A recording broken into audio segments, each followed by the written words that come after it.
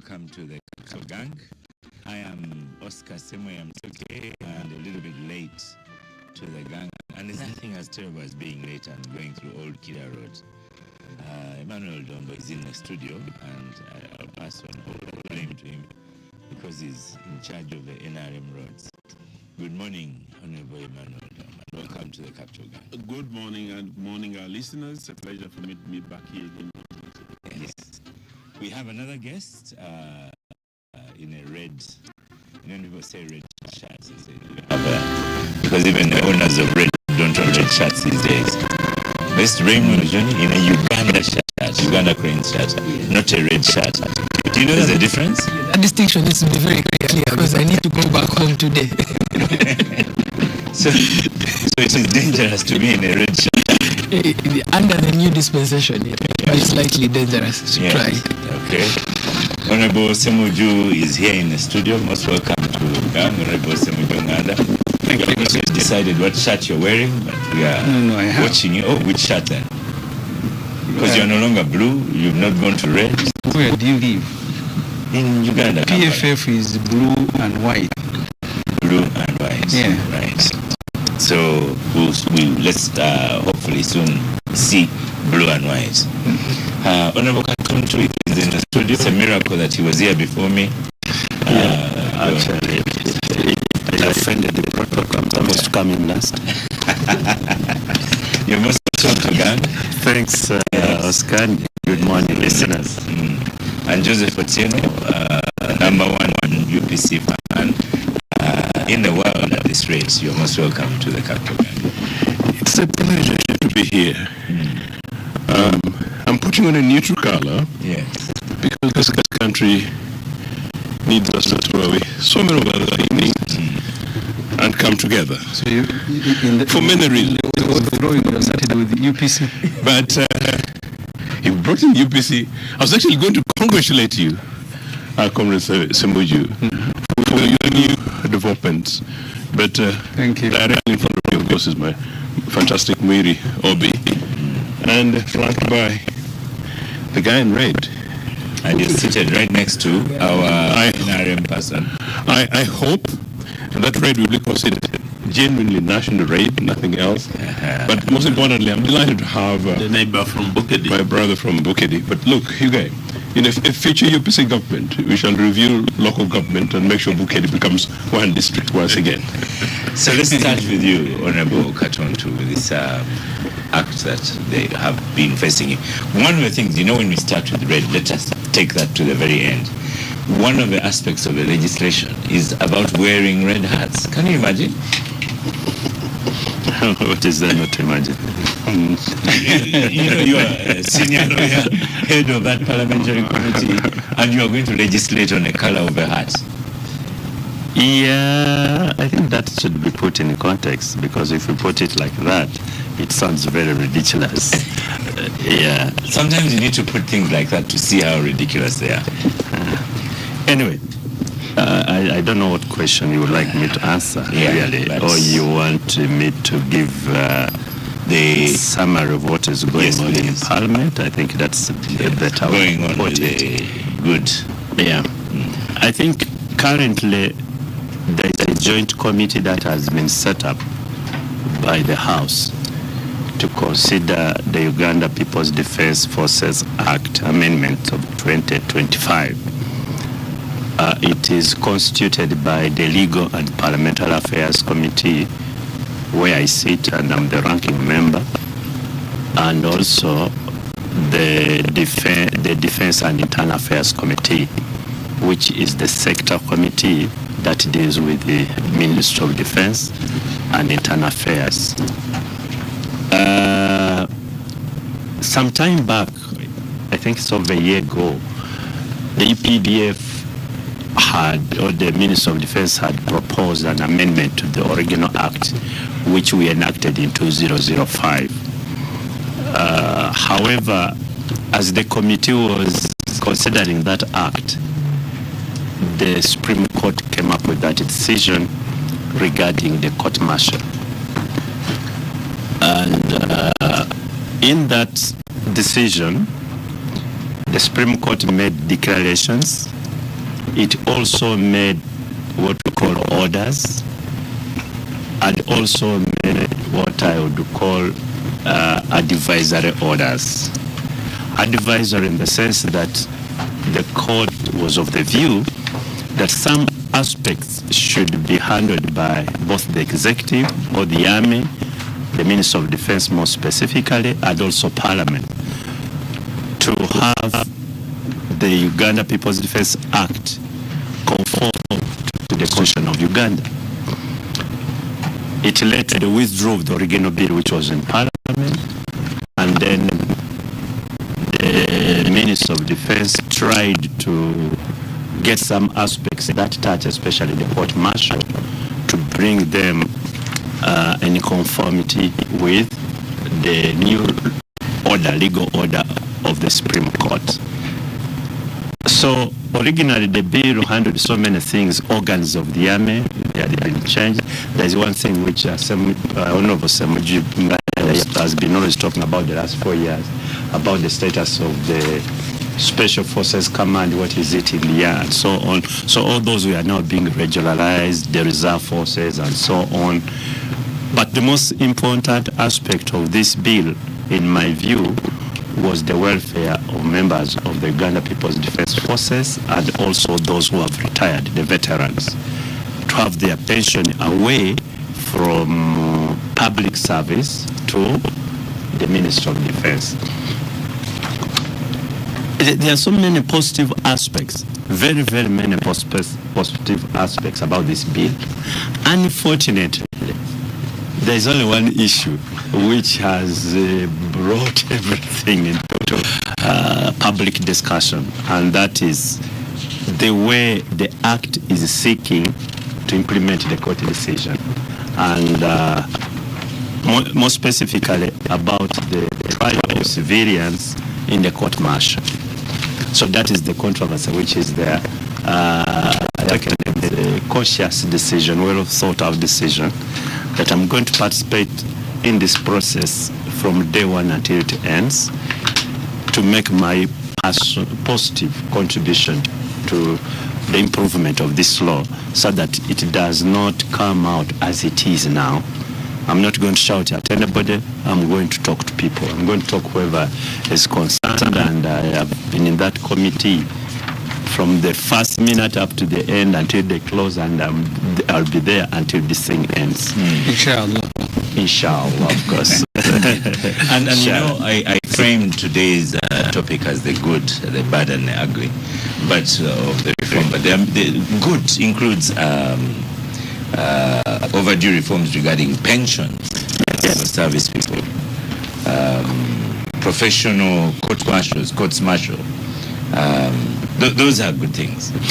Yes, absolutely. For example, pension. The other day we received a group of veterans called the RIF. RIF is RIF. It was a reduction in force in 1992, I think, as a result of the donor demand when they asked the government to reduce the forces. Many of those people had not served the mandatory 10 years in the army, so they would not qualify for the proper pension and so on. And they were getting 7,000 a month. Shillings? Yes. But by the time it goes through the banks, the actual is 3,000. That's what they are getting. And these are veterans, and they didn't leave the forces because of age. They didn't leave because they are resigned, but they were cut off. You get some of them thought they needed a career in the military, and they had started serving, but because of the donor demand, they were cut off. And people are getting 3,000, 1, 2, 3. And I'm like, which country is this are we living in? So that is one of the aspects that are being addressed by this bill, and of course with details and so on, how there's a new formula for calculation of the pension, how to look after these guys and so on, which is better for the servicemen. And I think we need to handle a little bit of many other aspects of the bill. Okay, Honorable Ssemujju, before we come to Honorable Dombo here, some of the ugly is the of course, Abdul has mentioned it, returning civilians to court, that's part of the agri. But also this bill, the rush around the bill. What is the reason for that? Yes. Asking because you want an answer. Yes. We have two active parliamentarians here. Closer to the approach the Abdul has taken. Around 2000 to 2000 something, when the Honorable Mama was Minister for Defense, the British sponsored the professionalization of the army. A lot of research was done, leading to the enactment of the UPDF Act that they are now seeking to change. White paper was written, they had meetings. Remember one time, it must have been Andrew Mwenda who reported about those meetings where the generals were standing on table, quarreling over. So eventually the UPDF Act is done. At that time, providing for units and so on and so forth. But I think this one was replacing either the Army Act, something like that. Yes. So in one of the meetings of the High Command in Entebbe, at that time the Joint Chief of Staff, I think must have been Robert Musoke, Brigadier, and as they are concluding this process, whose aim was to build a professional army, discipline, Museveni tells them that I am creating a special force. Musoke, I am told by the senior officers who were in the meeting, told him, sir, that will undermine everything that we have done. Everywhere you have an elite sort of a force within a force, like the Republican Guards in Iraq, in Iran, and elsewhere, you're creating two standards. And Museveni, after his long lecture, he said, anyway, I was just giving information that we'll have a special force. And eventually the special force, Museveni's protection unity became the special force, growing from 500 when he had just captured power to a brigade, to a division, to now numbers that nobody knows. And I have been complaining because SFC has been operating illegally. They, just for people who are listening, one time when they were doing the organogram of the army, they put the CDF, and then below him put the commanders of the forces, the Air Force and the Land Force, and put SFC. I asked Chiyonga, who was the minister, to tell me, because you had now elevated the SFC to a level of Land Force and Air Force. Asked him the legal status. He said, okay, we'll go and consult and come back. I never came back. So and that brings me, that background was important to bring me to a point that I want to make. That there has always been a desire by Museveni to create an army within an army. And he kept saying it. I remember the Honorable Salam Musuma was chairing a committee on presidential. They went to meet Mr. Museveni in Soroti during the time of Konye. And he told them that, in fact, starting from the beginning, he used to call the UPDF Saleh's army and his army. Then he told them that your army has failed. Now I have deployed my army. Konye is going to be finished. You can ask Salam Musuma and those who are serving on the committee on presidential. So he has always wanted to create an army within an army. I think now he has emerged. So there is only now one army, his army. The one of Saleh, and your army has eventually now been retired. It is now the Museveni army with his son in command. So the point I want to make, Oscar, before I answer the question you asked, is that a lot of money was spent in professionalization of UPDF. There was an attempt to build a national army. That has now gone away. It's gone up in flame. What you now have is the Museveni army, the Saleh army and UPDF is gone. And the worst thing is that Museveni does things different. Even when he's doing bad things, he doesn't do them recklessly. He leaves room to doubt whether it is him or not. Now his army he has handed over to his son, who thinks that to be a leader, you must be like a Kagame, who tweets that Kagame has killed more people than I have. I also need to begin killing to match up with my uncle. Has he actually said that? He has. Didn't you read that tweet? No. He said Kagame had killed over and said, I want to kill more. But is there anything that Moz cannot tweet Oscar for you even to ask whether he has tweeted it? Is there anything? So this bill he has published today that he wants to shoot you. So it's okay. I'm your protector. So because Museveni has been doing two things: assembling a political infrastructure that creates some false hope, but also building an army for both regional but also internal to do politics. Now, the political infrastructure is slowly being replaced by the military. So the decision is the animal was not these NRM caucuses, the dome was going to Chankwa, so that nonsense is going to stop. So the rush now, first there are two things. You have parliament, the 4 years of parliament, we are ending our 4th year, and there are usually ceremonies and so on and so forth. Budget, state of national address, but also the campaign itself.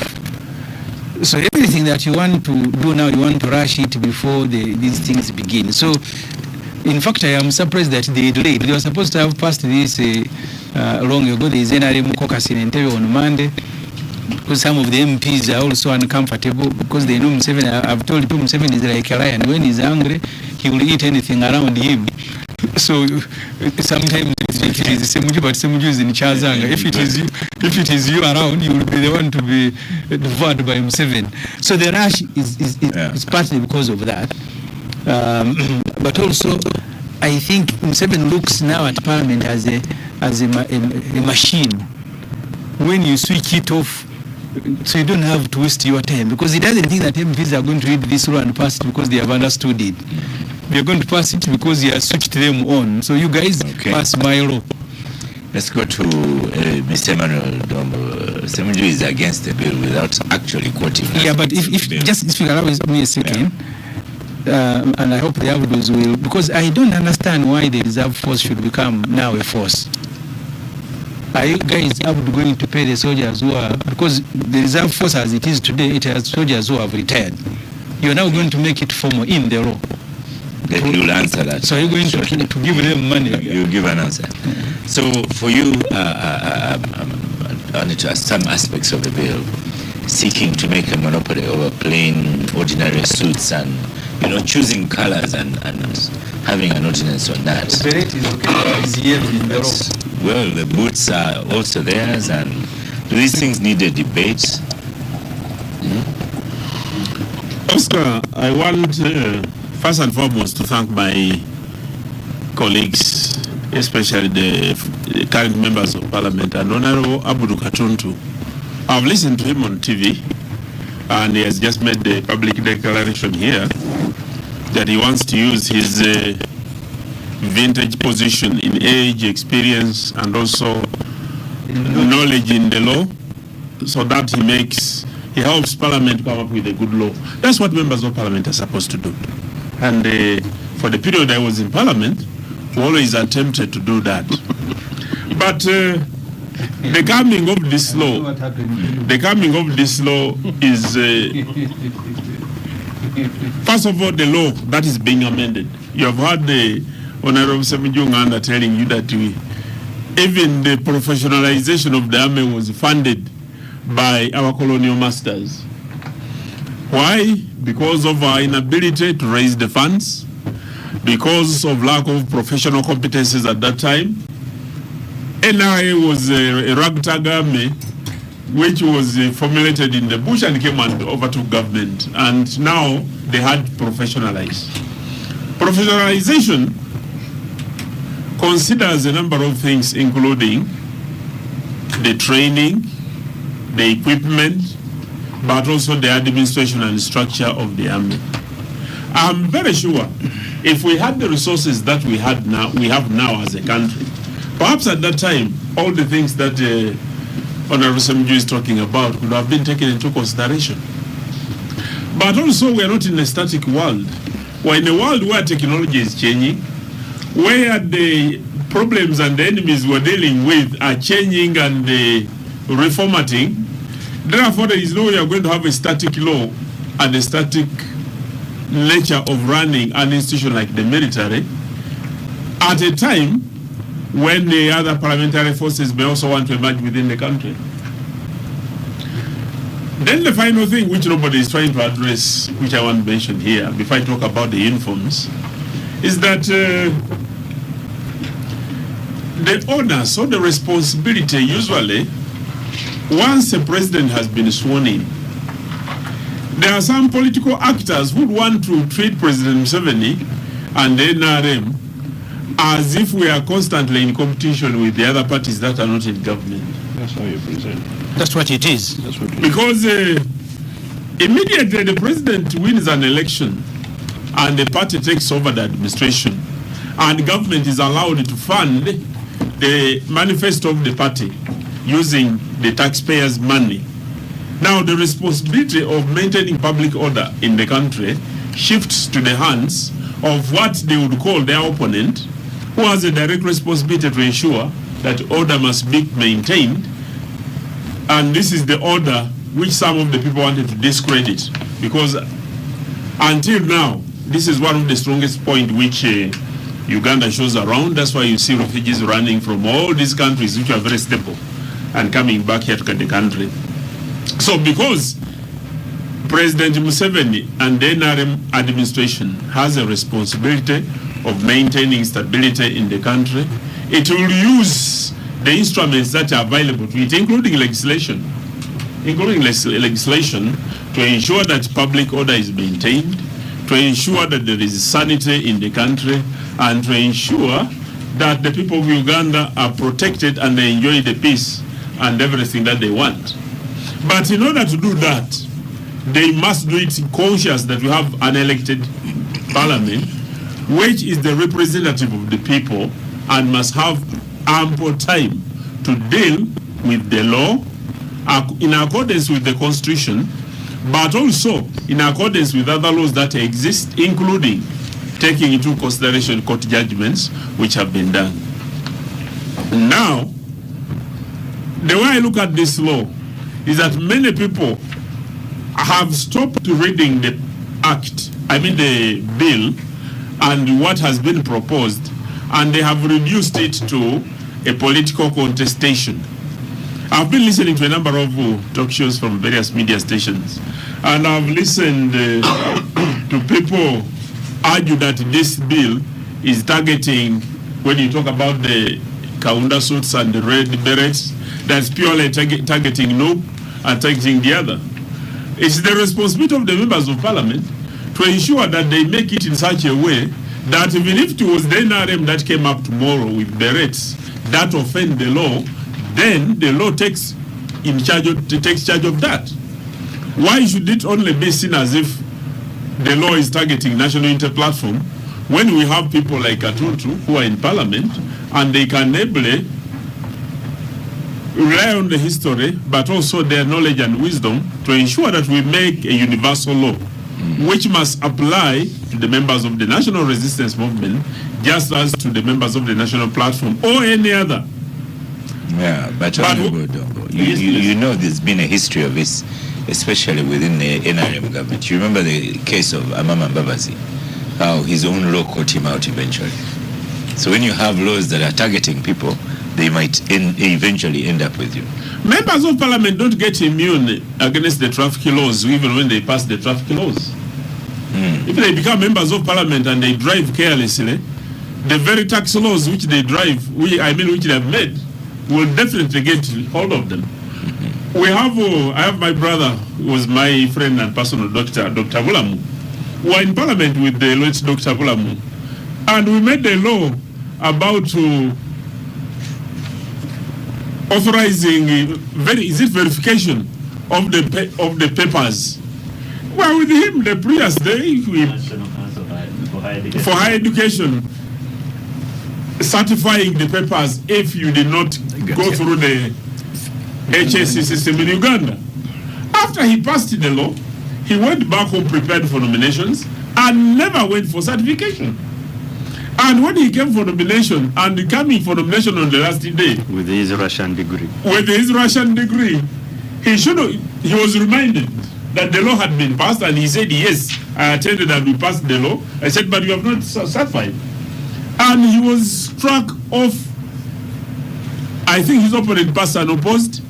No, there were many others, but him, what happened? Because you see, he went for nomination the last day. And he was in Iganga. And the certification takes around 2-3 days. In Kampala. In Chambogo. So, I've had this argument, especially from members of the opposition. I want to remind everybody that when you go to make a law in Parliament, you make a law for the people of Uganda, and once that law gets to you, even when you have left Parliament or when you are still there, you are not immune because you are a member of Parliament. There are some liberties that are within the liberties of members of Parliament. You don't be arrested when you are going to Parliament. You be arrested, they must notify the Speaker.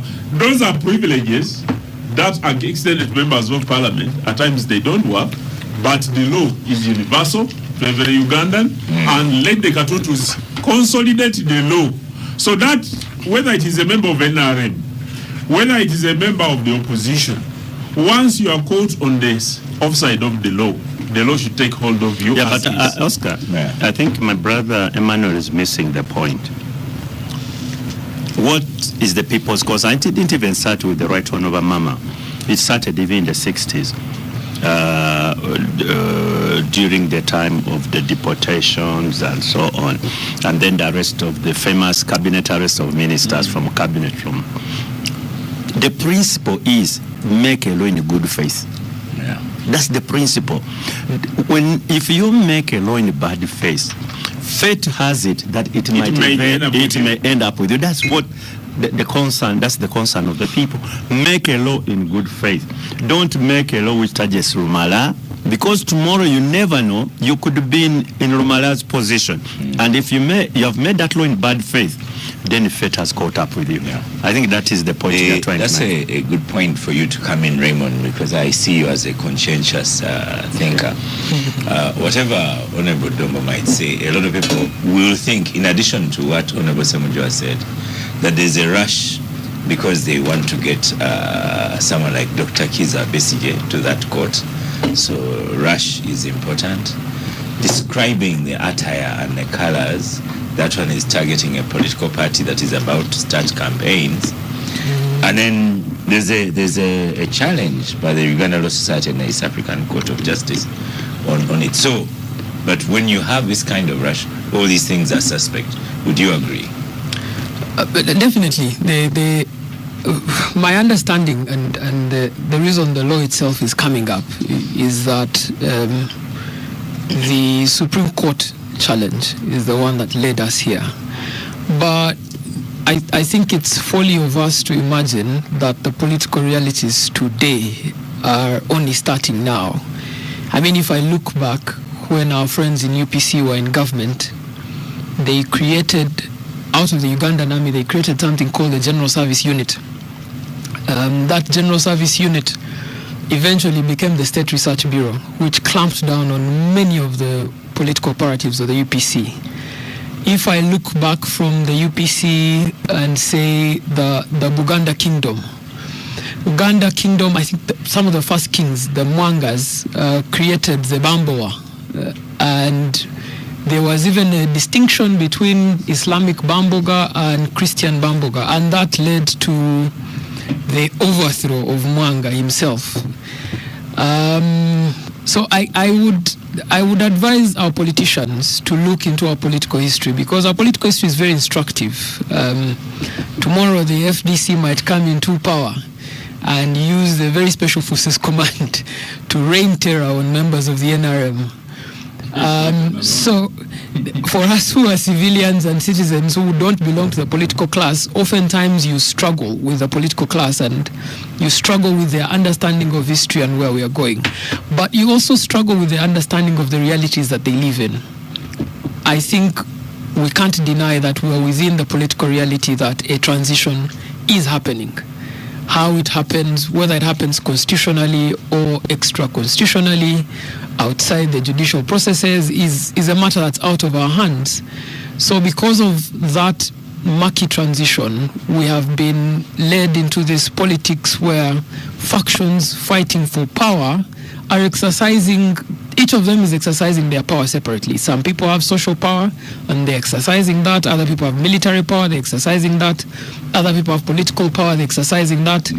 And the people for whom these things are visited upon, like us, the civilians, tomorrow morning, for example, I'm not sure if I should wear black boots. I'm not sure if I should ask my OC station, are these shoes fit to walk? Those things affect the general civilian populations of Uganda. So a law, whether you make a law that targets Abdul Kantuntu, at the end of the day it will tame the behavior of Raymond and tame the general behavior of everyone. But I also immediately realized that I watched the Attorney General yesterday make some concessions. One of those concessions is that the army has agreed that insignia of the army is what will determine what constitutes military stores. So whether it's boots that you're wearing, they must be boots that have the insignia of the UPDF. Whether it's the military uniform you're wearing, you must have insignia on it that's a military uniform. And the law itself has, I think, an appendix that shows you that insignia. You're saying if it has the army insignia, that's the one that will be illegal? Yes, that will fall into military stores. But until we can see that in the law, because the law as is written now doesn't reflect that, until that is added into the law, we still have to wait. But also, maybe to say, this fight between the army or the people that have military control and civilians, it looks like it's a fight that has plagued Ugandan states for years. The first states within this civilization we call Uganda, Buganda, for example, struggled a lot between the militaries of Buganda and the civilians who were living in Buganda. My own kingdom, where I come from, as you know this, Oscar, we seceded from Bunyoro Kingdom, and we had 9 years of contentious military battles with the Bunyoro Kingdom and the Abarusura. The British Army, when they came here, they used the force of the King's African Rifles to force Buganda Kingdom into an agreement. Then they used the Nubians to force the Ankole and Toro kingdoms into agreement. So it looks like it's an outstanding fight between militaries and civilians. And I think it's a defining political moment in Uganda's history. So I want to advise our politicians to step back and say, this is not politics as usual. This is a defining moment. It is not true that if the civilians win over the military, even in parliament, that the military will respond. And I think we've seen that before. In 1966, for example, the civilians had their day and the military responded. And when it responded, we was... Raymond, even now, the military has responded to the last time when the court martial were declared illegal. Exactly. But they've not released the people who been convicted. So. Exactly. And I struggle also because when I look around other countries, I see countries like Egypt, which have now gone into almost their 12th year of military dictatorship. I see countries like Sudan now split. I think there is a country called Sudan, but the contestation there has continued. Yes. This is all because the military persisted. Yes. So I don't know if we have, our skilled politicians, someone should be able to say this is a defining political moment. Let us first put away our political differences and deal with it as you would for the future of Ugandans. Because I'm 31. I might be in this country for the next 30 years, and I wouldn't want... Looking around this table, you might live a little bit longer. Yes. I wouldn't want to have 10 or 15 years in which we go back to having a military contestation over political affairs. So I think we need a defining political moment, and if this is the defining political moment, then we need to put aside some differences, and we need to understand some realities which exist. So, for example, I don't think that you can wish away the Special Forces Command. I don't think you can. Even though there are problems with the constitution of the Special Forces Command or its leadership, I think looking at Uganda's neighbors and how all of them have their own separate special forces, it's unlikely that you can wish away an elite force. I also don't think that you can wish away the general. So it's clear that you will not have that special force. There. Yeah. But you'll be the that are not Even before the law, it is there. Yeah. So you can't wish. Yes, you can't wish it away because military science has evolved now. Even the advanced democracies have their own special forces command. You have the UK with their Green Berets. You have the US with their Navy SEALs. You can't wish that away. That there will be an elite command within the army that responds to the realities of that army. Absolutely. So those are some of the concessions that can be made. But I don't think that on things like military wear, I think there should be some concessions there. I think those are concessions where civilians can say it should be okay to wear a beret. You shouldn't feel bad if you find a civilian wearing a beret. Yes. I want to bring in Joseph. You speak after him, but let's ask Joseph, because Joseph, when they talk about the attire, they don't mean your red, the UPC red, because even UPC has not decided on what red it is now. Abdul, it's the original red, yeah. Original. He no longer has any of that, Abdul. But what I've noticed in a little document, there's a pair of shoes that's described as military wear. And I know that Abdul has 4 pairs of those. I know. I don't think he has this ceremony. This is a ceremony. Only yesterday, Abdul. Only yesterday, I was telling people that this very special shoes of mine, which I've not put on for a long time, Kumbe, is in crisis. But in carry on, sir. Yes, I do have one. You also have a pair. Yeah. For me, they're a little bit uncomfortable, so I no longer have them. At my age, I like. Mine is Clark's, very nice. Yeah. So, how will this end, like Joseph or Cheno? How is this going to end? I don't know. I have just been slightly worried by the Emmanuel Dombos have numbers, so they can pass it. They can have numbers until cows come home, but the Republic of Uganda shall reclaim itself. And in any case, part of the conversation that I think nearly everybody has been going and leading towards is that you create these situations and they come home to bite you. NRA has had its time. It's its 40th year. NRA will not, I repeat, NRA will not in 20 years' time be the force or the power that they so think they are, especially and unless they choose to remoderate, review. And the other day I was having a dream, by the way. I was having a dream that I wish once upon a time in the near future that Ugandans sat together and that we reviewed our polity, that for even UPC, which is a pure Republican social democratic political party, that even UPC has once upon ever had an opportunity to coalesce with other political parties and review and reform. That is actually possible, that guys in NRA can wake up, get delivered, and then rejoin the mainstream of the democratic struggles for the peoples. So that is actually possible. So no, they will not remain the same like that. And that's why I am rather concerned by the observations coming from my young friend from NUP that special forces should I said NUP deliberately, should not be washed away. The special forces of UK, the special forces of US, if that is the way the special forces under NRA were operating, we would not be having this conversation. In any case, historically, when we're trying to refer to these forces, and I think my brother here referred to the question of the General Service Unit of the 60s. The General Service Unit of the 60s was very specifically designed as part of nation building, intelligence detection work for crime prevention in a civilized, new, emergent democracy. It was not designed for anything else, and that the British and friends of Museveni came in and brought in Idi Amin, and then the Amin created whatever happened. You can't blame the party and the government that was forming. Number two, I was also in another forum the other day, and somebody from NRM, very senior, massively misunderstood what the special forces that existed in Uganda in the 80s was. It was actually police special forces, and it was a paramilitary, and was deliberately designed to fight insurgents at the time. The insurgents at the time were the NRA guys in the bushes. And part of what, and I had this conversation with Milton about it, part of the conversation was the creation of special forces. It took a huge amount of conversation. The idea was a struggling police force.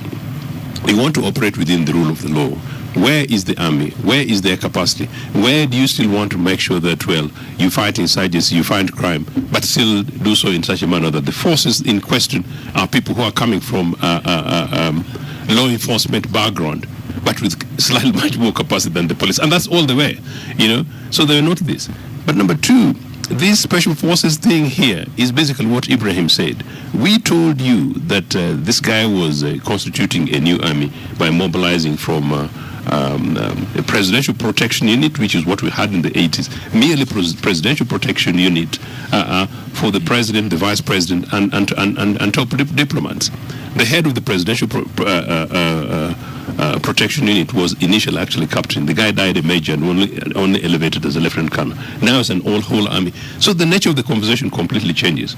But on the army legislation, quickly, Abdul, you'll be interested to know that UPC and I contributed to some of the early changes of this armed forces legislation at the time. As soon as NRA came, we were quite concerned that they were not all ragtag, because they were not. Museveni, by the time they were going to the push, they had mobilized many people, and so they were a big force. And whatever the case, they had joined together with the Okellos, and they're a very bad group of people in any case. But the NRA ones were looking very good and trying to impress Ugandans. They were decent people. But predominantly they had 10 little boys, 10 little girls, kadogos. I was one of those people who pushed the British, pushed the Americans, pushed the EU. It's official, by the way, that in Uganda, my country, that has actually chased me into exile, is being controlled by an army which basically abused young people, a child soldier thing. So two things that emerged, and Ibrahim, you can see how I'm smiling. I take credit that partly because of that, Museveni managed to take some of these little boys and girls back to school, to give them an element of hope. But part of that was that the abuse that Abdul was talking about was addressed. But we don't want to forget the fact that in 1980, Mr. Museveni's campaign, DP was talking, UPC was talking, CP was talking. Mr. Museveni's campaign slogan was that we want to democratize the gun. So the democratization of the gun was Museveni's agenda as of UPM. And Emmanuel, you may not necessarily remember this. But it was important. So I don't know what if sometimes when you go back and reminisce on the UPC days and special forces, you leave out how you generated fear. And I saw the way Abdul was looking at you.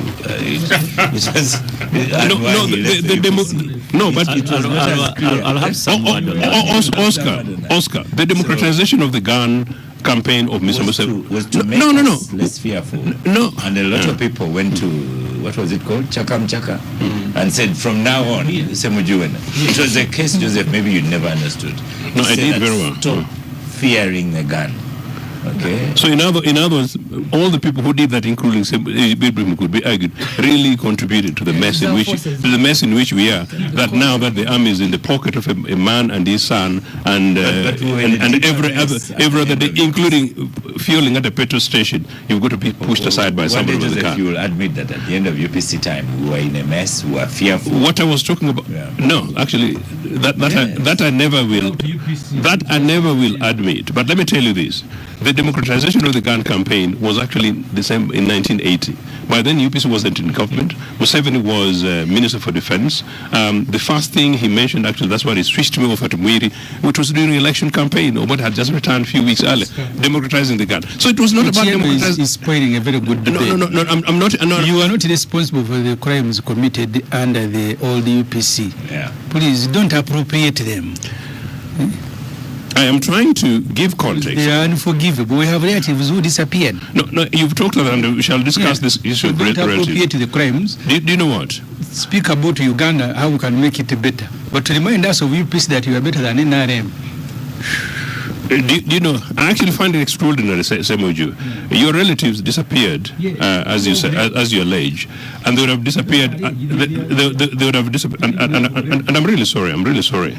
Under UPC administration, in which UPC government, elected government, the last elected government, by the way, since 1980, the last democratically elected government was UPC, and since the time that government was fighting, as Emmanuel was referring to an insurgency, a band here in the bush. I'm giving context. So the idea of democratizing the gun way back in 1980 has meant that Museveni has militarized everything and power since then until today. So basically what we're trying to discuss at the moment is a confirmation of that. That's really what I was trying to refer to. That's what I was trying to take you at. But that said, I also agree. I also agree that this question of the AG coming back to the question of insignia, I think it's a common sense clamp down. That I had been wondering that how on earth could you say that you immediately put on some red stuff and my fantastic black shoes, you're in contest with the army. So I think it's a welcome one, as an important that's been noted. So I'm saying some of what is happening at the moment, they're quite clearly common sense. But if you look at the legislation, I think Abdul was talking about, it is impossible not to believe that this thing is being pushed in a bad timing and in bad faith, and the idea is to add fear. The idea is to make sure that we perfect the military arrangement at the moment, and to make sure that Mr. Museveni and his army gets away with it in the absence of, at the expense of democracy in our country. I have Nora Oraga on X saying, yes, other nations have elite armies that were from the onset established by law. Please let us not get into the tradition of explaining away illegalities. BMK Gift says, why the rush? Honorable Ssemujju explain that. Another listener said, correct. Joseph, Raymond is not NUP. We don't know if he is, but he's recently back from... I am not. No. I'm not a candidate. Raymond and I were having a discussion from the beginning about the raid that he was putting on, and you can imagine. Let me commend him. He's recently back from a stint at a high-end university in the UK, so we want to see him cleverer. Yes. But Abdul, before we stop for this break, talk about those pair of shoes and what you're going to do with them. Is it 3 or 4 pairs? There are so many things. You need to look at the act itself, what it has, the bill, what has provided. 100 and just 1 second. I think it is provided for 106 pictures of what should constitute military. Is that normal when you're presenting a bill, even include pictures? Oh yes, because they are gazetted ones, so that the public knows that these are now part of the stores. We have objections to quite a number, and having that conversation with the Learned Attorney General yesterday in the committee, he seemed to have agreed with us on 1 or 2, 3 issues. We are going to be examining one by one to see which one should be a monopoly really of the UPDF. Because you see, Oscar, there are things we have been wearing. We don't want the UPDF to come and grab them from us because they have been part of the civilian attire and so on. However, I'll give you an example. When you look at pictures 53, 54, 55, 56, these are their ranks. You get it? Of lieutenant generals, these red things with the gold linings in between them. Yeah, these are real ranks of the UPDF, and I don't think civilians should be using them. I mean, because we want to enact a law, but also with common sense. Yeah. You get it? You can't enact a law for purposes of politics. It doesn't make sense to me. So there are things really which we think should be the UPDF monopoly. And we've examined everything, like their ranks. Oh, Katun, let me just stop you there. We stop for a break, and then I'll give you a bit more time after the break. I do know that the Attorney General also owns a pair of shoes like yours. And we have had a discussion, and actually when we are asking the members of the UPDF with us, all of them said, maybe that one, let's discuss it later, because it was not justified under any circumstances. Let's stop for a break. The Capital Gang on 91.3 Capital FM. Moments fade, but memories last forever. At X Events, we capture your life's biggest moments, from weddings, introductions, giveaways, documentaries, short films, and corporate shoots, with a state-of-the-art equipment and a team of dedicated professionals that ensure that every moment is captured with precision and creativity. We are located at Access Building, Rubaga Road. For bookings, call or WhatsApp 0708 002222. X Events, capturing your precious moments. Malaria remains a major public health challenge in our country. Every day, 16 people die from malaria. Sadly, 10 of them are children under 5 years. But now, there is good news. The government has introduced a powerful new tool in the fight against malaria, the malaria vaccine. The malaria vaccine is now part of the routine immunization schedule and is given in 4 doses at 6 months, 7 months, 8 months, and 18 months of age. This vaccine gives your child great protection against severe malaria, even death, helping them grow stronger, healthier, and happier. Remember, immunization protects children from many deadly but preventable diseases. Visit your nearest health facility and have your child immunized against malaria and learn more about other immunizable diseases. Remember, all children should be vaccinated at least 9 times before their 2nd birthday. The vaccines are free, safe, and life-saving. For more information, call the Ministry of Health toll-free line on 0800-100-066 or send a free SMS to UReport on 8500. This message is brought to you by the Ministry of Health with support from partners. Capital Gang on 91.3 Capital FM.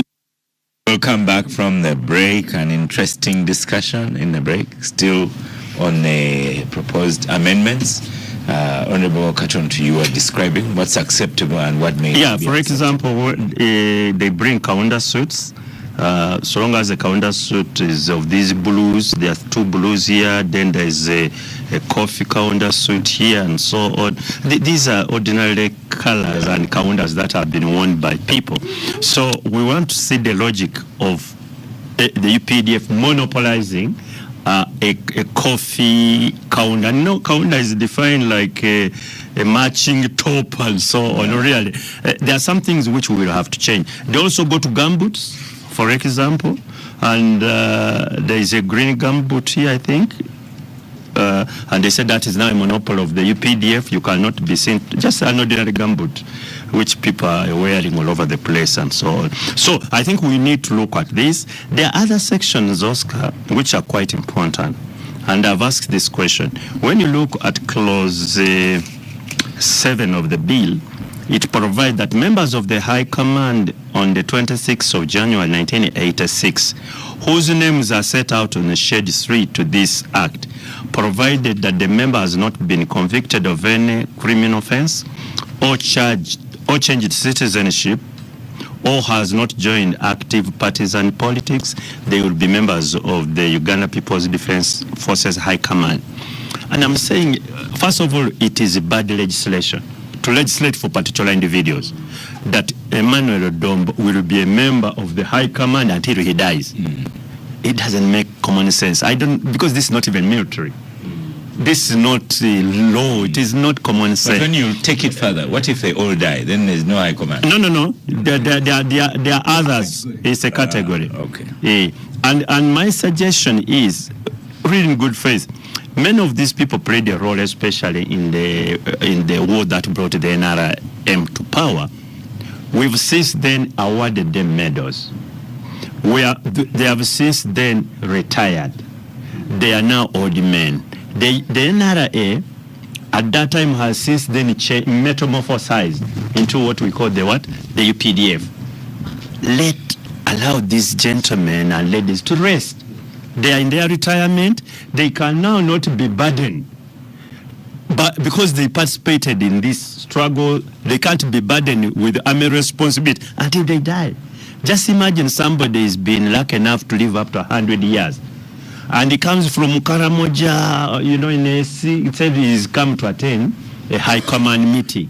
It doesn't make sense to me. So we are speaking something for the interests of the army and for the interests of we have now new young people, men and women, professional, lawyers, whatever professional, who are managing the army currently. Let them carry their responsibility. Those people who played their role, they did. The country has awarded them. We've given them very good pension. The generals were given very good ex gratia when they were leaving, those who have retired. Let them go do farming, look after their great-grandchildren. They have lives to live after the army. So that is one of the areas we are looking. I am thinking I should bring the attention of my colleagues to. Then, if you look at it the other way, the design of the law might be to keep them as members of the service until they pass on. No, because there is another. Them outside of service. No. That one, it is covered for under clause 3, which talks of the reserve force, clause 2 actually. Because, that is a pool. These guys who have served, ex-servicemen, that is a pool from which you can pull the reserve force as and when they are needed. But they are retired. So that is catered for, not this particular one. Then, Oscar, when you go to this contest, I think about the court martial, because everybody is court martial, and so on. This bill, there are around 80-something clauses, and the court martial has only 4. Only 4. So, but they seem to be the most important for public discussion. 2, we are now providing that there is going to be a cross appeal now, that decisions of the general court martial will not end in the court martial. It can now be appealed to the civilian courts. We had the debate whether you are from the general court martial, you appeal to the high court or the court of appeal. Because eventually the bill was appointing the court of appeal. And that we agree in principle, that now the general court martial will not be the end of people who are being processed in the court martial. You can appeal to the ordinary courts. For service officers? Yes, all offenses. And that's what it should be. Because you see, one, you move out of a system which, if you say, I have been unfairly treated by this system, prosecuted and so on. So let us have the second chance of examining what the military court system did. And at the appellate level, not trial level. Okay. Oscar, that means that if a general court martial takes a decision, that decision is appealable to the court of appeal, where 3 judges will look into it. And even that, we are providing that automatic right of appeal to the Supreme Court. That is an innovation now, because it hasn't been there. But maybe, Honorable Abdul, on the clauses that concern the General Court Martial, I don't have it offhand, but I was reading it. There's a clause there on the exceptional circumstances a civilian can be tried. Yes. I think a sub-clause should be added to explain clearly what exceptional circumstances are, because if it remains an open and vague. And that's what the courts decided actually. They say that civilians to be, by the way, contrary to what people say, the court did not say that civilians cannot be tried by the court martial. It didn't say that. Actually, it said it is possible. However, it said it is only in rare exceptional circumstances. So the burden we have now is to define the clear exceptional circumstances as envisaged by the Constitution, but also taking into account the court decision. However, because they went into details. However, Abdul, is there any situation that the regular court cannot charge a civilian? Which one? Is it necessary to go to the court martial? Doesn't a regular court cover everything? Okay, no. Let's do this. First of all, court martials are not unique to Uganda. All professional armies all over the world have court martials. So it is about the universality. It is there. Because this is a unique institution, Oscar. and I want us to appreciate it. The circumstances where, for example, when you aid and abet, I don't know whether when I say aiding and abetting, I'm speaking English or law. Yes, you're speaking English. Both. Okay.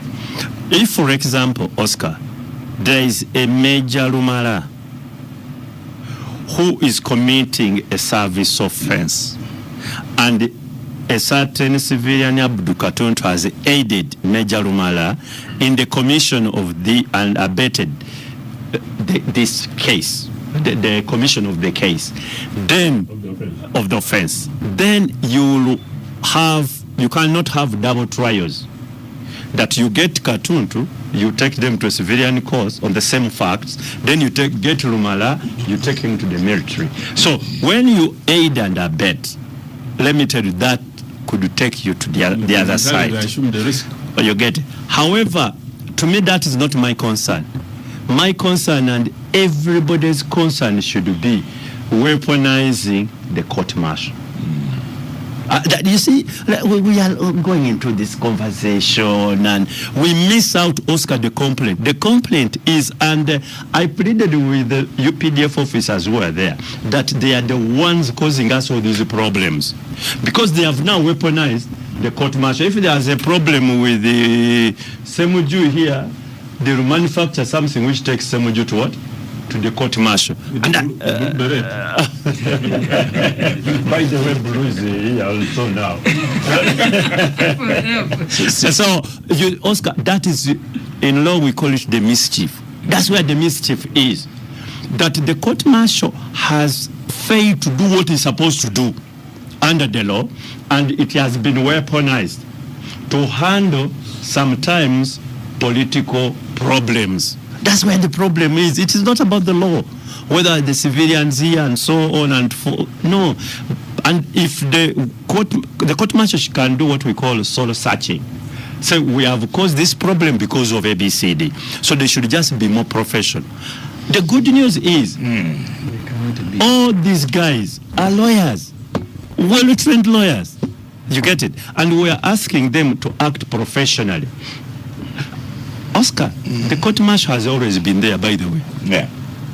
But why is it that it is even of late that we have a public uproar? Because of late, they have really degenerated into a political institution, and that's where the problem is. But once they act professionally, I don't think we'll have some of these problems we are seeing today. Honorable Ssemujju, you see, coming to you, before I take umbrage on what Abdul is saying, that the court can consider for itself, whereas we have MPs that should consider and determine.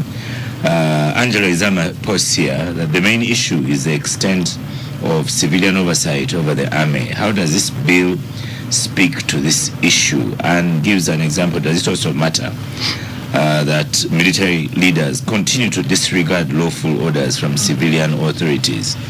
Is your discussion in Parliament looking at that? Then my other question to you is, Abdul has pointed out very in legalese way what we should worry about. Well, I was speaking plain English. There's nothing legalese about this. Yeah, but I could ask Ssemujju directly, for you, what is there, without going back into the other history and relating to what's there, what should we be scared of from this? You see, the context, Oscar, here is very important. Mr. Museveni, even at the beginning of this parliament, he was persuading NRM MPs to change the constitution to remove bail. In the meetings they had with him, some of them, by the way, spoke very well and forcefully. They told him under the constitution, you are the only one who cannot be arrested. All of us are candidates. We are therefore not going to allow you to remove bail, and then you begin, and God is very good. Within a few months, you had NRM MPs arrested that they were soliciting money during budget processing. One of them actually who spoke forcefully before Museveni, I'm not even sure whether Museveni was not revenging on him. The Honorable Akamba. He gets arrested after getting arrested, court grants him bail, and he's grabbed by by people who were in civilian. Later Museveni said he's the one who had ordered. And I think it was very good that the NRM MPs got to be treated that way. Can you imagine Kutana going to court asking bail, and he says the way I see the weather outside. The outside is not. I am not going to process bail. The clouds were. Yes, I'm not going to process bail. So on that occasion, the NRM, but the point I'm making, Oscar, is that the context is that Museveni doesn't want bail given. So if he doesn't want bail given, these courts are under immense pressure to give bail. So the only court that is not under pressure is the military court. And then two, he was accusing these ordinary courts of delays. And he wanted to create an alternative justice where they try you very quickly. Like basically you are supposed to have been tried in 2 weeks and sentenced to death. Since then, when they told them you transfer the file to civilian court, they don't have evidence. We are in a car when they were applying, we need BSG's phone to begin correcting evidence. So which means in court martial, they did not need evidence. They are just going to convict him. So that context must, because that's the intention. Sometimes I'm told in courts of law, even the intention of the framers becomes part of the processing. The judges will look at the intention. What was the intention? So Oscar, having said that, I'm coming quick. So the other aspect that Abdul Kantuntu spoke about of the NRM people who are supposed to be members of the High Command, I have seen they have made a change here, which is good. That to be, if you are in Ruwero and you're a member of High Command, you remain High Command till you die. They have said, if you have not changed the citizenship. Do you know that in the law, we had Ruwejema? First, he was dead, but two, he has also gone to Rwanda. But he was part of the High Command, and Kagame was part of the council. So they are citizens of another country, but they are members of the structures of our military, just because they were in Ruwero fighting. Then coming and to at some time we've been at loggerheads with the other country. Yeah. So coming to the issues that we should worry. Is Mugisha Muntu also a member? Yeah, Mugisha Muntu is a member of the council. That's a tricky question. Is a member of the council, not the High Command, but a member of the council. I think now they have said he will no longer be, because they said if you participate in partisan politics, they move you. Or he excessively uses the points Abdul mentioned here, we deal with the context, even in the application of the law.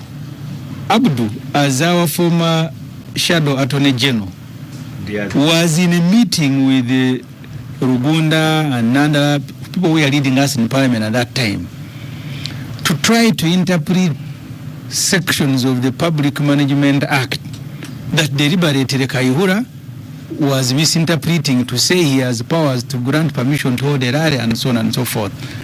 But the debate didn't start with the interpretation. We warned everybody during the consideration of the law in Parliament that the moment you pass it the way it is, we are in trouble. They said no. And they spoke very well. That no, you see, it happens everywhere. In the UK, they also regulate rallies, what. That universality is always applied by mafia to make everybody believe that their motivation is not bad. And the law was made. Thank God I was dragged out of Parliament by police. They were referring me, Amama Mbabas wanted me to be taken to the disciplinary committee, and I thank God that the very first person to be arrested under the public management was Amama Mbabas. I have Kaseja here saying, Abdul, don't be duped by those good things in the bill. Yeah, so the intention for me, it doesn't matter what, the moment you give them something to hang on, even if it is one word, not even a sentence, that is civilian in exceptional circumstances, even if you define them, now you'll begin quarreling with them. But this one does not follow in the category that is in the law. So that's civilian. Oscar, I was helping Brigadier Ssemweya to write his autobiography. He told me under the Uganda, I don't know, the one of Obote was which army? The first Obote government. Uganda Army. The independence government. Yes. The independence government, no, but the independence government, Uganda Army. Brigadier Ssemweya told me the first an insurgency in Rwenzori. And he said we went to put off and put down that rebellion. But as a standard procedure, we're also moving with the police unit in our area. Each insurgent that we arrested, we are handing over to police because they are the ones who are responsible for that. As early as that, that's how the army was behaving. Where is the appetite that 40, 60 years later, you can't do things that were done at independence? And Brigadier Ssemweya is there, ask him. The enemy has changed. Everything has changed. So Resige is worse than people who are in Rwenzori holding guns. So really, this thing is Oscar, the intention is not that they want to fight crime. The intention is that they now must clamp down on the opposition. That's why stupid things are found their way in the law. Kaunda suit, boots. Really, in this century, Dombo, in other countries, even military uniform are sold and people put them on. Yeah. For you, the universality is in what? Even the guns, some countries. Yeah, so NRM MPs, Oscar, all of them, they were in Chankwans. Museveni gave them 2 sets of uniform. They are to get ready. And you leave all NRM MPs, ministers have 2 sets of UPDF, not even, they have the one of training and the ceremonial uniform. You saw the minister, Lilian Abe. She was putting on a uniform like the one of SFC. Did she say she had borrowed? It doesn't matter whether you have borrowed. You saw my friend Mwenda putting on a uniform. Why do you arrest people of Bered and then you don't arrest Mwenda? You don't arrest Lilian Abe. You don't arrest all the NRM MPs. If you raided them, I can tell you, they all returned with those uniforms. So the issue is not that these guys are troubled by people possessing military store or military. They simply want to deal with the opposition, but pretending that everybody does.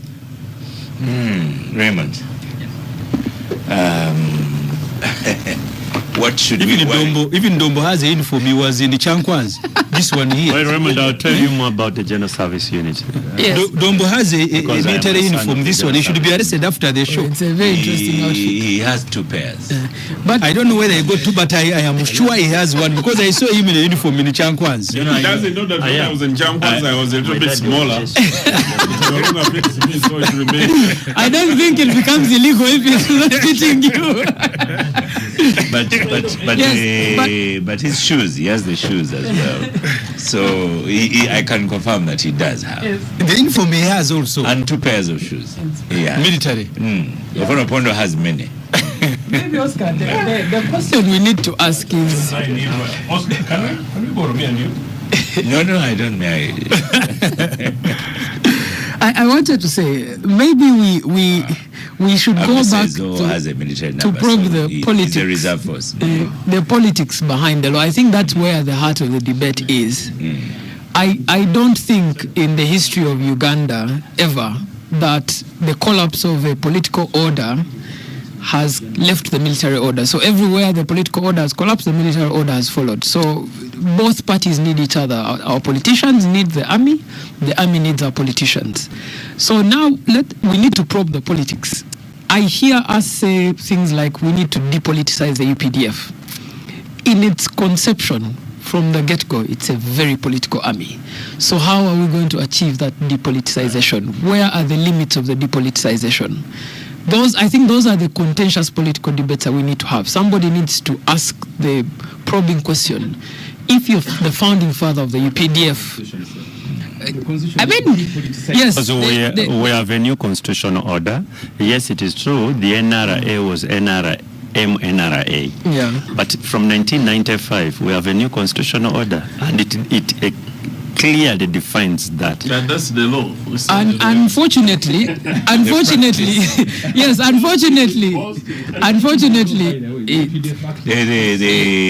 they've been singing ideology and yes. You see, people who are committing a crime in Ruwero, overthrowing a government. for overthrowing a government, they became members of the High Command and put their names in the law. And they're boasting. Yeah. That's Not that they had political served the outcome. army in the government. So the bigger worry for me is that one, that we have democratic aspirations, like Abdul Kantuntu has mentioned, with our constitutions, but when our political realities show up, all these laws look like fanciful things that we have on the books. And I think the political debate would help for people to say, can we settle this matter once and for all? If the army wants to participate in politics, to what end do you want to participate? Where are the limits? If the civilians want the army to stop at specific areas within political engagement, where are those limits? But I think for as long as the founding father of the UPDF is still a participating partisan politician, it's unlikely that you can detach our army from the politics. And because we can't detach our army from the politics, we now have to deal with it as it is in our politics. We can't wish it away. Maybe to point them to other areas where armies have been deeply involved in politics and say, have those societies become necessarily better societies? Have we learned any lessons from there? And many people in the NRM, I think Mr. Dombo here, the NRM signed a political alliance with the Chinese Communist Party. I think it's a good place to learn because the Chinese Communist Party had a red army the same way the NRM has its UPDF. And at the end of Mao's reign, the Communist Party realized that the Red Army had actually eaten the Communist Party and eaten at the political order, and they did away with it and decided to reorganize their politics through the political realm. So maybe the NRM... And also think of where they are now. Yes. So maybe the NRM needs to have this conversation. I mean, if you have a caucus meeting on Monday, you can say, can we pause for 30 minutes and actually have this conversation? Can the High Command and Defense Council of the UPDF you come? You want to go to this microphone and are you telling the public that the UPDF is property of the NRM? No, they appropriated it. Abdu, there are democratic aspirations. In the law, it's not, but it there is are theirs democratic in aspirations. But to be fair, the UPDF has not yet shared all aspects of it being the NRA. It's still a very... No. Yes. Why? Let's ask the senior lawyer, senior counsel. Honorable Abdul Kantuntu, do you, from deep down your heart, believe that the army does not belong to NRM? It shouldn't, because the law says so. And I'm here. And let me tell you, I can't sit here because you say this UPDF is established under the 1995 Constitution. Even the Constitution. And even the name changed. Why did the name change from NRA to UPDF? Because it was doing exactly what Raymond is talking about, shedding off that partisanship, that history. So look here, we now have a national army, governed by the Constitution and the rules, national rules, and not party rules. So really, to me, this is how I want to look at it. That this, and that's what I demand. But the law, that's what I demand, yes, and I have all the right to say, look here. As far as I know, according to the new constitutional order, starting in 1995, the UPDF is a national army, which all of us should be proud of, and not a partisan army. And whatever partisan things they are doing is unconstitutional, it is illegal, and we have to point it out. I think that the law... I should tell my listeners to be educated in a manner by which Abdul answers questions. So I hope to take it up. He has answered it very well. The question, real anger. The question you asked, I want the law. You asked him whether he believes deep in his heart that UPDF does not belong to NRM, and he said it shouldn't. Yeah. So which he asked the other answer. Yes, the answer was that is an aspirational answer. Raymond, finish off your 2 minutes. We'll have a break, and then Joseph, and then Emmanuel Dombo, and because I want to start with NRM things. Yeah, so for me, for example, I come from Toro, and many Toro officers who are members of UNLF AD chose not to fight the NRA. They chose to accept it immediately and enter concession with it and became members of the NRA, sometimes consequently members of the UPDF, and then they were rationed down and removed from the army. These are the people that Kantuntu says are getting 3,000. So they are political realities of the day. There's the law, for example, that says borders should not ride on pavements. But the political reality of Kampala is that borders are on pavements. And to enforce the law creates a relationship. Speed fines will not cut yes, it creates a relationship between the borders and the law. And every time, yes, every time, that's what you are telling me, because they are riding on the pavement. Unfortunately, by the way, border is okay. They are pavement riders. Let me just finish this point. Because unfortunately, in Uganda, yes, every time the relationship between the law and the army has come into question, the violence of the day has won. I've just told you the GSU in 1969, Obote's assassination attempt. The following day, you had a different army from what people thought was the Ugandan army. There were now officers who had been brought into the corps that previously were not. UPC mobilized UPC wingers and brought them into the army. The army overnight came from 40,000 to 150,000. And you had these people deployed on the streets, deployed on the roads to enforce order. So those things, those are the political realities of the day. That if we insist that the constitution says the army is below the constitution, it's very likely we can become a military dictatorship. Yeah. So can we have an actual political conversation and say, you officers of the UPDF, where do you want to stop in the politics of Uganda? And then we civilians also tell them where we think they should stop and maybe come to a compromise and live with a compromise. Well spoken, Raymond. Some of the things Joseph doesn't like. So, so we're going to stop for a break. After the break, we'll have Joseph here, and then on to The Capital Gang on 91.3 Capital FM. It's the ultimate rough cut show in the land and beyond. The Rough Cuts.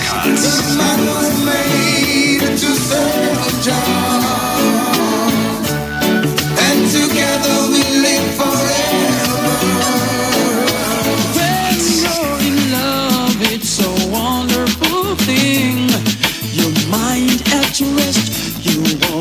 Try your best, prepare a place in your heart.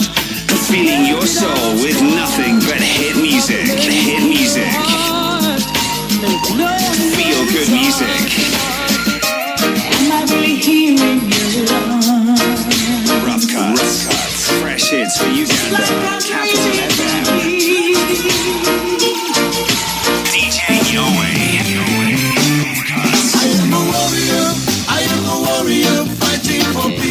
DJ Nyowe. I am a warrior. I am a warrior. Every Saturday from 12 p.m. on Capital FM.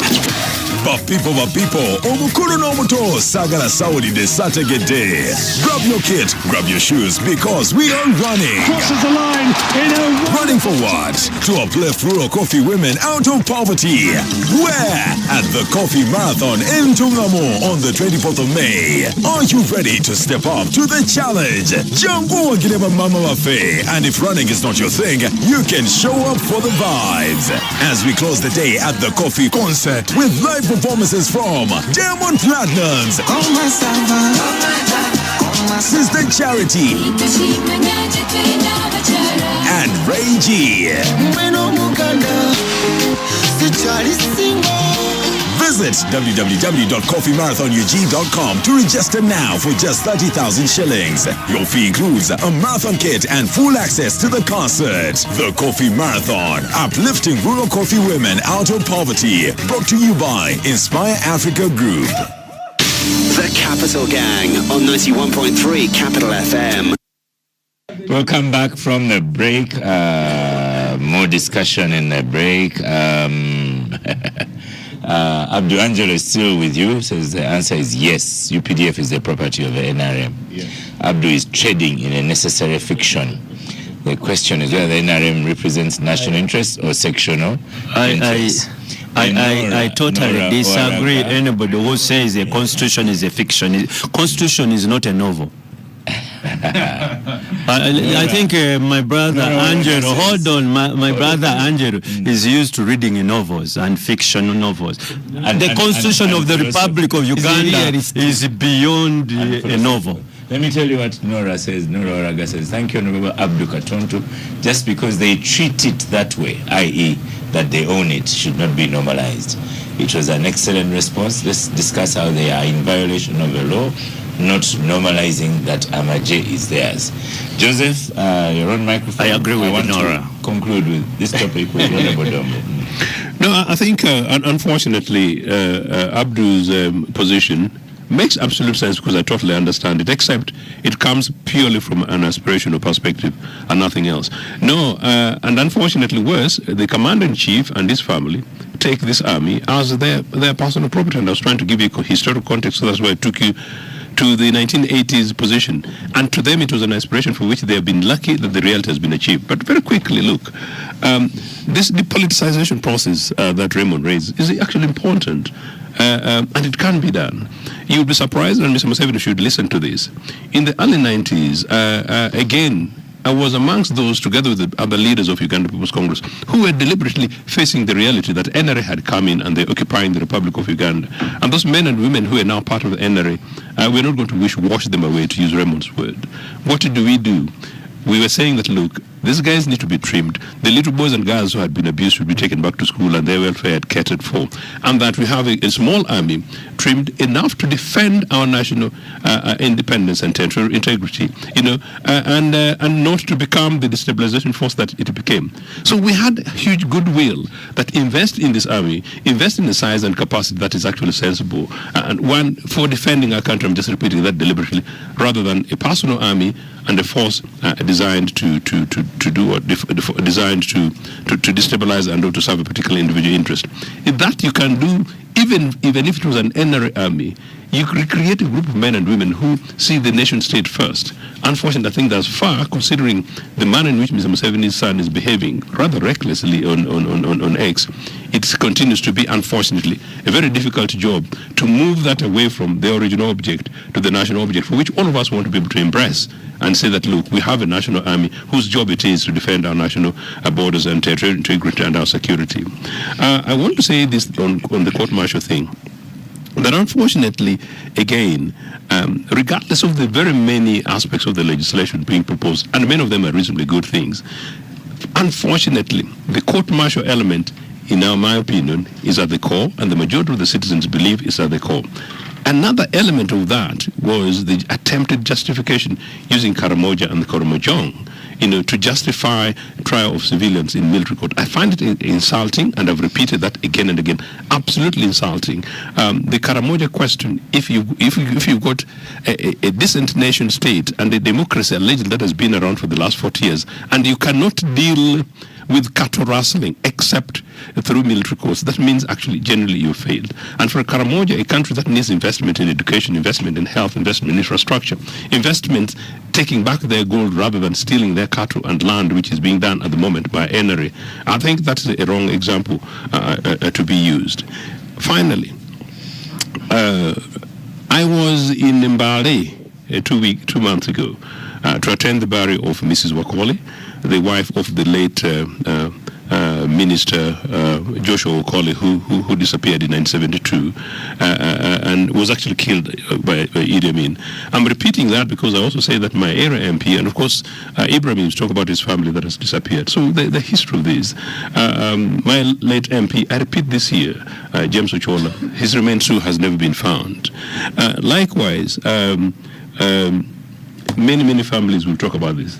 I don't think that from these histories, people who died in vain under Amin's time, we can look back and say we don't have lessons to learn, and we continue making these repeats again and again. This politics of torture and disappearances. And what I reject is that when it's convenient, we go ahead and go back to UPC times, those other times are happening. And finally, the idea of linking up whatever is attempting to be happening today, which is basically pushing individual interest with the rest of other democracies. Yes, there is no circumstance under which I will support the idea that a civilian qualifies to be tried in a military court. I am lucky I've gone around the world. I'm going to give you another minute, Joseph, because there's a quote here. There's Raymond who says that Moses is not so reckless because he does not posts, army material, sensitive material. But then the thing to do, you also must be challenged, Joseph. You are the one who keeps bringing up references of UPC in a manner to contextualize. Not particularly to context, but to kind of whitewash that period. And that's why, every time that's when people jump in. And you should take note of that. I've taken note of that, and I hope it's neutral in that. But as I said, it should not take away the fact that, well, our historical experiences should be used as lessons for us to build on foundations to go, rather than to justify excesses of an NRA today 40 years later, which there is no circumstance that any other government would have the kind of privilege that they do have. And finally, this thing about the GSU, I think Abdul will talk about it. GSU is equivalent of ISO and ESO. What is wrong with ISO and ESO? If these guys are doing their jobs and there's some criminals around town, you deal with them, but you deal with them legally and constitutionally. You do what? You take them to the formal court of law, rather than under people's basements and bossed. Okay, Emmanuel Dombo is having last word on this one. Since you've been outnumbered on the gang, I'll give you extra minutes. Thank you very much. I just want to remind everybody, our listeners and those present here, that Parliament has got a constitutional duty because we only have one Parliament. And they have to pass laws for the good governance of Uganda. By the time the Supreme Court came up with a judgment, already the UPDF Act, the UPDF Bill, Amendment Bill, was before Parliament. And in your introduction, you talked about the good and the bad. When the President decided to decommission a number of generals, the first phase, he discovered, according to his own confession, that the amount of money a general was going out with as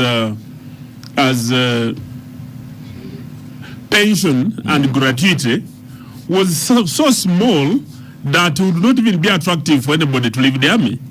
And he decided to use his powers and give them ex gratia, which would recognize that. Let me hope that now that we are amending the law, that those injustices within the previous law against the military, when there was the computation of their pension and gratuity, that these ones are going to be considered. So that people who join the army, they do it by choice. And when they leave it, they should live happy like the public servants were. When you look at the current law as is, it was very unfair to the military, and we believe that this amendment which is coming in, it should rectify that, because the military, whereas the civil service members are permanent and pensionable, in the military they are pensionable but they are not permanent. Because in the military, if you have not ascended to a certain rank by a certain age, ordinarily you are required to leave the army. And this favors a person who exits the army, and this amendment should be made to do that. It is also establishing a number of things that is going to ensure that the army is run well and is a professional institution. I've had people really raise a lot of hell about the decision to try the civilians in the court-martial. They should raise this to the Supreme Court. Because the Supreme Court made a decision. That try civilians. Yes, that you can. That's a decision of court, like Honorable Kantuntu told you. Now the issue, Parliament has a responsibility that advisory order by the Supreme Court, how can it be implemented without it being construed to be targeting individuals or particular political parties? Parliament has nothing to do with it. NRM has nothing to do with it. It is a directive of the Supreme Court. And you just have a responsibility that those exceptional circumstances, how do you defer them? I mean, how do you define them? Who should qualify and who shouldn't? And that is where the sobriety would be required when discussing and determining who should be tried or who would qualify to go there. But the final one, which I did hint on in the beginning, that the responsibility shifts When the NRM administration, where President Museveni, who is a political contender, is the commander-in-chief with the direct responsibility of maintaining public order, how will his decisions be construed when he brings a law under the Minister of Defense, where he's the commander-in-chief? And this law is going to control people, including those he's going to compete with. Should he shy away from the responsibility? Should the NRM members shy away from the responsibility of doing their job because of the way the inference is going to be made by those who want to interpret this?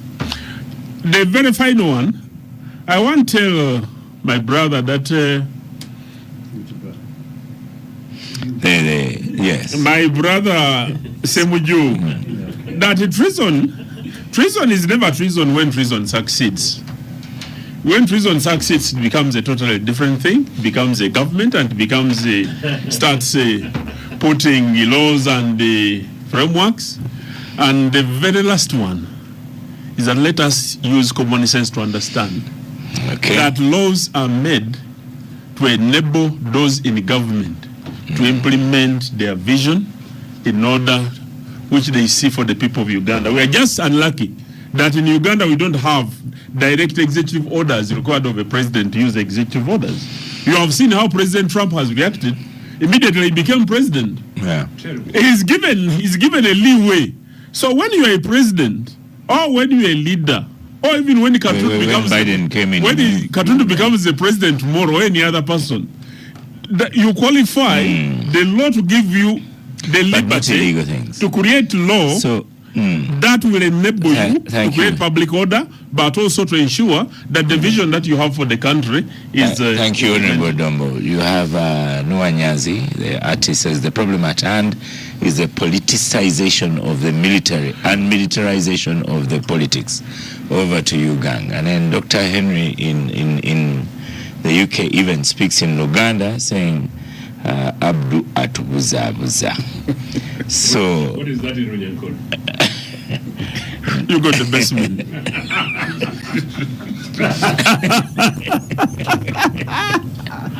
I'm not supposed to laugh. Can you go for a break? No, the breaks are done. So, Honorable Dombo. Answer his question. I think people deserve at the very least. Honopono won an election. It's really good, Abdul, for Honopono to engage in politics. He won it unopposed. Because the way he was elected publicity secretary. Publicity secretary, older person, which makes a member of electoral college for MP flag bearer. But he would dare be about the most qualified in his village than him. Probably. Is that a compliment to the village or? So I'm giving that is near my home, you know. I want to start with him. So what are these elections? What elections are you conducting? First and foremost, congratulations. I want to congratulate my dear brother Ofono Opondo, somebody who has spoken for this government for over 25 years. He should be rewarded. He should be rewarded or recognized. And I want to thank the people of Mlanda, and specifically his sub-county, I don't know which it is. Your way. Because yesterday we were conducting the elections for the sub-county structures of the national resistance movement. Our listeners should know that NRM should have gone to the elections previously, but because of COVID, we only conducted elections for certain leadership positions, but used the law to extend the administration of the structures of NRM and other political parties because they could not convene to elect their leaders. This is something which partially affected us, especially our youth league. We have had the youth league led by people who are no longer youth, and we have had many young people who aspire to join NRM and take up leadership who are not, who are being disenfranchised because of what was happening. I want to thank the structure and the leadership of the party which has enabled us, one, to construct a register for the National Resistance Movement, membership register, but also voters register. but also the decision to hold the structure elections for the leadership of the party. The public should know that NRM in the 72,000 villages of Uganda, on the 60th of May, we conducted an election which gave us a result of having 30 leaders elected to lead the national resistance movement. We also conducted primaries for the LC1 flag bearers, those who will hold the flag for NRM, if there will still be NRM at that time anyway, because people either join or leave the party. You join or leave the party. When Justice Byabakama decides to conduct, the Electoral Commission decides to conduct the elections for the LC1 in the country, we have had a very successful exercise. We started with the villages, and last week we are conducting elections for the parish, where we have elected the leaders at the parish. The 30 who are elected in the village become members of the parish council, and all the 30 within the village, including the political leaders who are flag bearers, constitute what is called the parish council, and they elect the 30 who go to the sub-county. These are the ones who convened yesterday to conduct the elections for the sub-county executives. These elections were very hot, they were very competitive, and now we have members who are going to constitute the district conference at the end of this month, when they sit constitute a district conference and elect the district executive of the NRM, and also delegates, some of the delegates who will be part of the national conference when it is convened by the national chairman. First stop here. I want to give everyone 2 minutes, then give you last word because we are out of time. Beginning with you, Raymond. I was just beginning. The crisis with the NRM. Go on, Raymond. I don't have a question to ask you. It's a response to Emmanuel Dom. I think there are three things that emerge from that election. And for me, I think it's been the contention that the NRM is a mass party. Whether it's popular is another question altogether. But I think the demonstration remains that the NRM is a mass party. And other political players have to contend with that fact, that it being unpopular may not necessarily mean that it's not a mass party. And many people still see their vehicle towards political leadership coming through the NRM, even though they would have patently belonged elsewhere. Number two, it also rang for me a huge contradiction, because members of the NRM seem indifferent to the other political players in the system.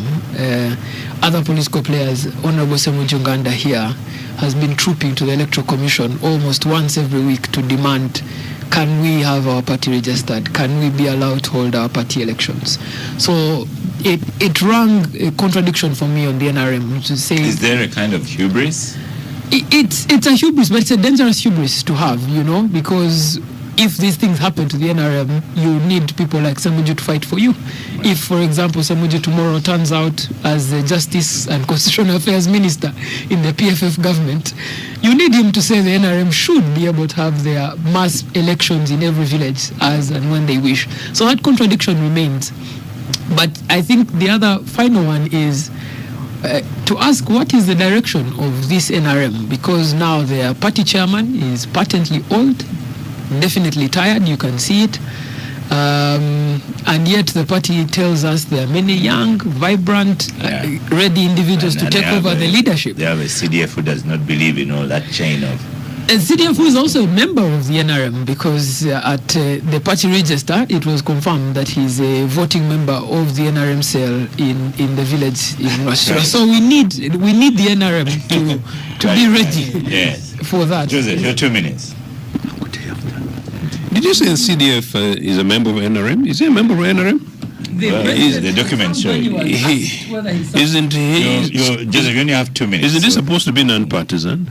And in any case, isn't he also the chairman of a particular organization called PLU, something like that? The pressure group. Okay.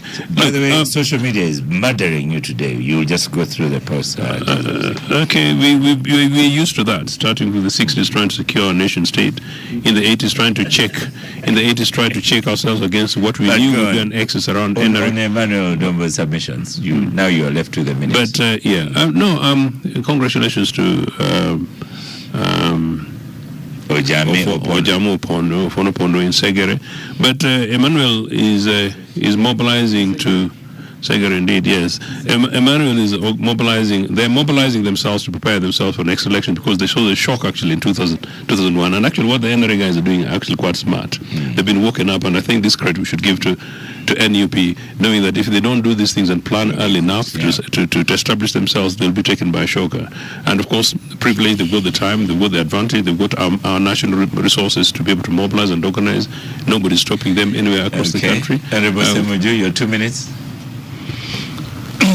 I grew up under the UPC government.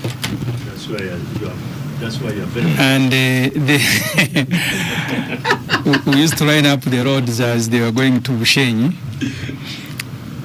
The UPC T-shirts and everything, they had the capacity to distribute campaign materials to the whole country. Not from public money. They may not have abused the state to the levels of NRM. So the NRM should be judged in that context. You're dealing with a state party. If you look, I made a response to the budget. Today, the president has 650-something RDCs, each with a brand new pickup. Many of them are resigning to ready themselves. It's just a few. It's just a few, but others will be appointed. If you look at the staff of the office of the president, including State House, political mobilizers. So in the public service now, we have a job called the political mobilizer under State House. They are about 70. You have presidential assistant on political. I mean, that's how the Butcherman and Catherine Kusasira. So where are you going with this in relation to? So there is no part called NRM that we should waste our time discussing. You just talk about the government of Uganda. Muhozi Kainerugaba, who heads the army, has said, you opposition, we are going to beat you. For us, we are Tutsi. And I like Muhozi. He doesn't speak, he doesn't hide, he doesn't pretend. He says, you opposition, we are going to beat you. You will know that we are Tutsi. Okay. So, Ofono Opondo, I want Ofono Opondo to succeed. First of all, there is no opposition party that has a chance to compete under the special interest group. The first special interest group is UPDF, 10 MPs. Their election is presided over by Museveni, the chief of military intelligence. They have now changed them, the chief of personnel. They generate a list. It goes to the president, and then he reduces it. Then he will go and address them, then they elect. That's the first special interest group. The one of Ofono Opondo. Yeah. It is also all the MPs representing other persons are all NRM. So this special interest group is one way of NRM doing what UPC used to do, gerrymandering. Honorable Kantuntu, your 2 minutes. Abdul is looking at me. No. You've spoiled my evening by your last statement. Well, you're going to first start with the afternoon. We are 2 minutes to the afternoon. Yeah, but the whole evening is gone, you know. Anyway, I don't know whether I should congratulate the NRM or first of all, I congratulate him.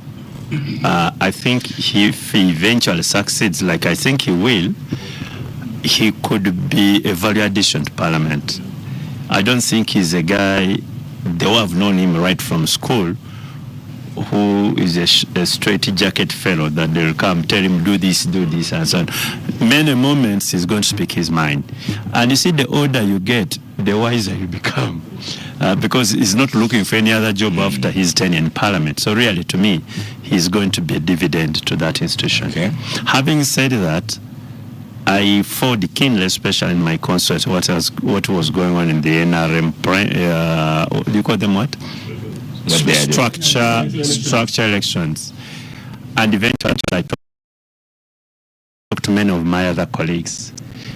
What is interesting is that all these elections were managed and supervised by the office of the RDC and the district internal security organization. So, and that's the sort of complaint we've been having of having a fusion of the state structures and the party. And if you think, the Honorable Dombo, that is good for your party, in the longer run, there's a challenge. Let's give a minute left to Honorable Dombo. But I think Honorable Kantuntu is older and he should be able to know that is happens in every country. There are political offices, even in the USA, where the president appoints them.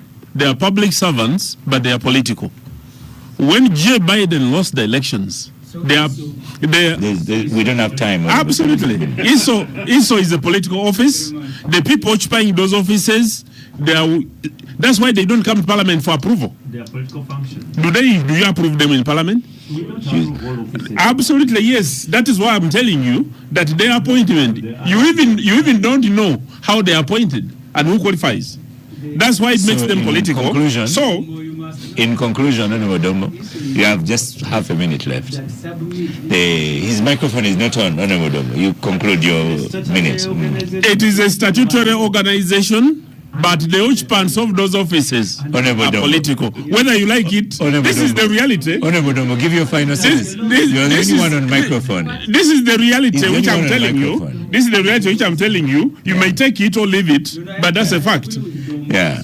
Even you're only one on microphone. Give your final sentence. And the final thing is that I'm calling on the members of the public, and especially the NRM, that let us participate in the remaining exercises. And I want to thank those who participated in the update of the registers. Right now, we're on the final stages of working on the NRM register so that we can deliver qualitative elections during the NRM primaries. Thank you so much, Honorable Dombo. Next, Capital Radio has Rough Cuts with DJ Nyowe. The way Dombo speaks, he cannot even have a hecklers going through because we are out of time. Thank you, Star Cafe, for your food, for the powering the gang. They've been very, very strong. Honorable Kantuntu, thank you. Honorable Ssemujju, thank you. Honorable Dombo, thank you. Soon to be Honorable Joseph Ocheno, thank you. Raymond Mujuni, thank you. I am Oscar Ssemweya Musoke, and I shall see you next week.